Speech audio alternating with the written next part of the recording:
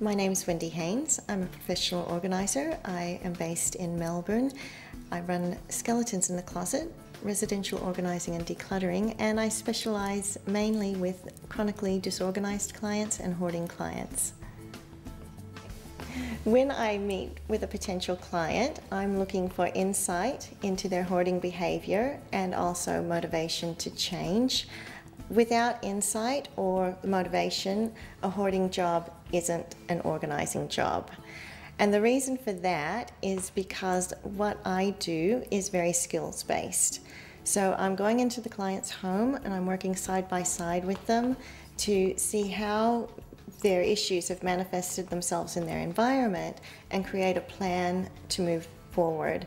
So we're planning, we're sequencing work, we're sorting, categorizing, making rules and setting goals, and those are very practical things. So I might come and say to you, well, I notice you have 50 cans of soup.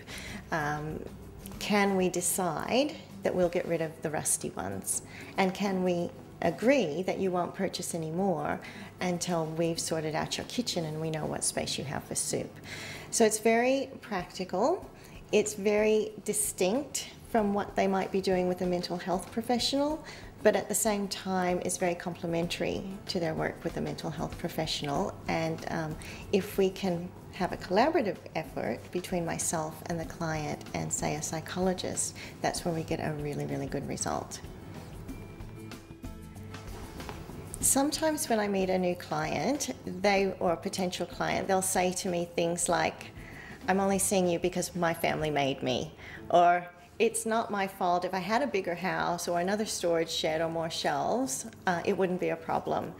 And that's just a red flag that they're not ready to work with me. It's not an organizing job.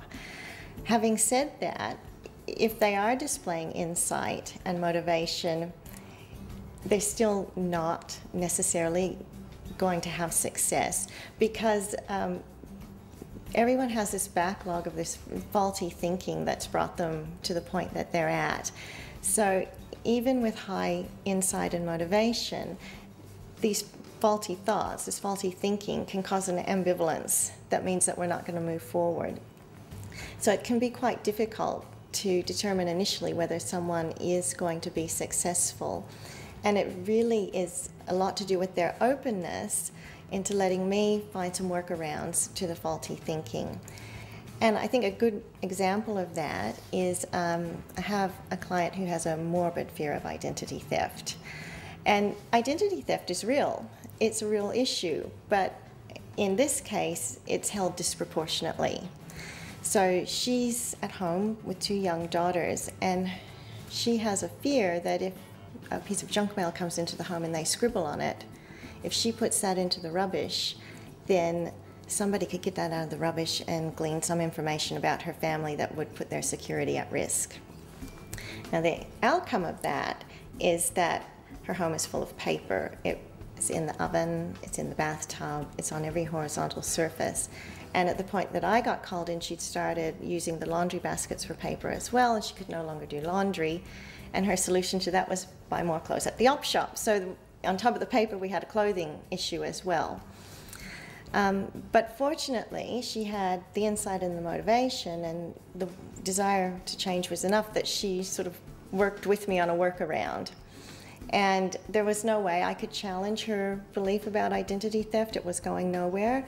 So we came up with a solution, which was to get an industrial shredder to come in.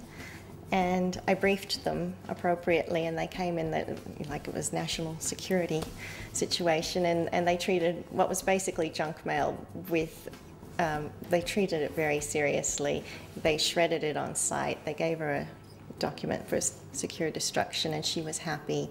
And then we set up a system in her home where she has a shredder where she sits and watches TV, and so every night while she watches TV, she shreds.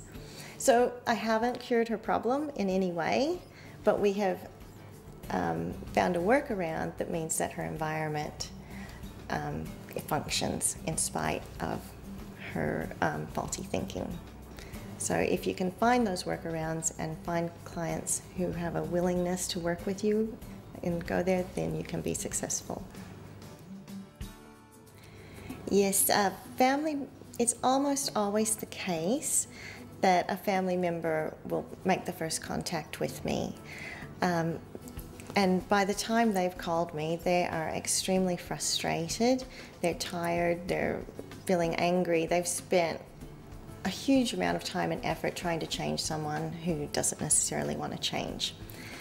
And quite often, even though their intentions are very, very good, their approach is very, very bad. So they'll give ultimatums and they'll shame the person and, go and clean things out when they're not there and do a lot of things that are counterproductive to convincing the person to get involved in treatment. So the first step for me is usually to educate the family members about hoarding and about approaches that are going to be more successful. And then if the client or if the hoarder does decide to work with me, I make it very clear to the family members that the hoarder is my client. No matter who's paying the bill, the hoarder is the client. And a lot of the work I have to do then is about managing the expectations of the family members. A lot of times, the family members have decided what the level of housekeeping needs to be, and they want that enforced. Or they've decided that the change should happen rapidly, and I have to explain to them that any rapid change is probably going to be counterproductive because of the anxiety it causes. They have to start learning that change with hoarders is slow, there's a lot of backsliding, motivation waxes and wanes, and probably the most bitter pill of all is that the hoarding behavior is not likely to be cured. We can only manage it, and they find that very hard to accept. So a lot of the work with family members is negotiating an agreement of safety and comfort that's acceptable to them, but is also acceptable to the client, and then working through that. Entering and then working through that. Entering a hoarding environment for the first time can be quite overwhelming for anyone, myself included.